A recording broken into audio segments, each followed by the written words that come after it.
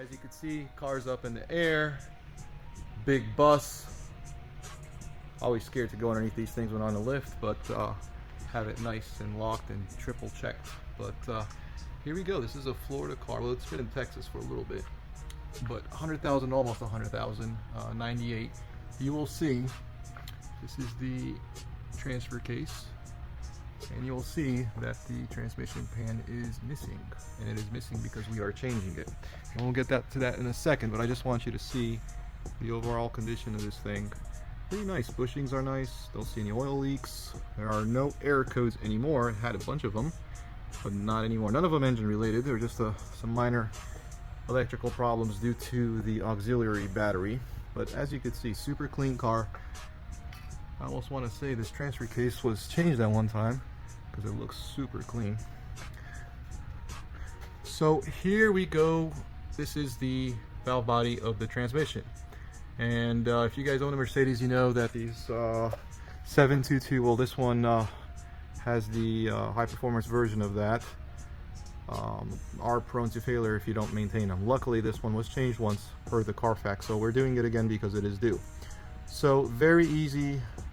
There are 1, 2, 3, 6 bolts, I believe, in total. Pan comes off. But before you do that, and again, this is just a crash course, I'm not going to show you step by step how to do it.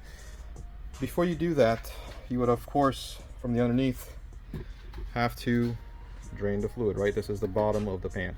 So you drain the fluid. Some fluid will come out, but not all of it. And I have this like this so I can show you why not all of it will come out. Because this tube, this, whatever you want to call it, filler neck, is all the way up here. So in order to take it off, you would need to stick a screwdriver. Here's the old one. And kind of see that edge over there? I'm trying to make it focus. Trying to like get that edge and push up so this pops out of here and more fluid drains. So once you have all that fluid drained, then you proceed in taking everything off, put the transmission pan back on. And I am doing an extra step, and the extra step that I am doing, as you can see, this is a return line that goes in there. There's a return line and it goes in there. And to take that off, you need to disconnect over here. There's a little clamp that holds the pipe so it doesn't move around, and then that will let you freely take the pipe off. These two are some O-rings that need to be replaced. And actually, before I forget, I am going to show you the O-rings right here. So I was hoping there's a part number in here, but I'll put it in the description. Those O-rings need to be replaced, and the reason I took this pipe off is there's a lot more that comes out of there. So we're going to put a plastic tube on there, and I'll show you a video. I'll link a video of something that I saw. So we're going to put a plastic tube over there, rubber tube, and this basically, when we fill this up, we're going to add 5 quarts. I'm going to put back on the plan, and this is the return line. So when this transmission, the valve body sucks the fluid in, it's going to push some old one out. Video I saw said to do 4 quarts. I left this overnight. I don't know if I'm going to use the full, or do a full 4 quart flush, but I do have 10 quarts. So if we need to do it, we will. But I'll try to get an update and at least show you guys how the setup works. Alright, so filter is on. That's the brand new filter. Lubricate the O-ring and just press fit it in. Also, these bolts are new, but you can, well, you're not supposed to, but if you haven't broken the old ones, I guess you can if you're in a pinch, but I ordered new ones. So if you want to do the job right, get new bolts. Alright, I said I wasn't going to do too in depth, but I can't help myself. So here's a pump. Unfortunately, mine only holds 3 liters. Connected to the pipe via, to the pan via an adapter that I could open and close.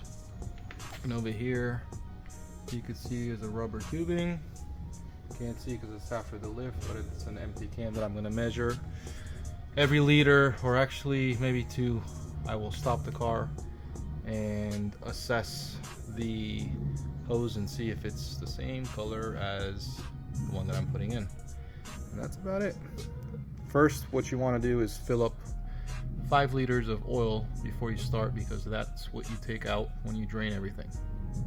So here is the first liter. And you can see my contraption over here for this thing not to fall down, and this is how dark the fluid is. So we have to go until we see the fluid light green. Alright, so I got my scanner out. We're at 39.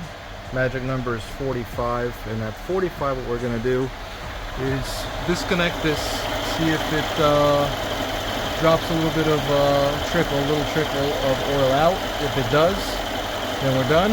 If not, we pump a little more. That's the 10th liter, or maybe 3/4 of a liter that I still have left. So once that's done, put the drain plug back on and you are done. Transmission service completed with the return line as well. Well, the return system helping you flush out the whole torque converter. And do not forget to hook up the return line, otherwise you will have a big mess on your hands. Thank you. Hope this helped some people. And don't forget to subscribe.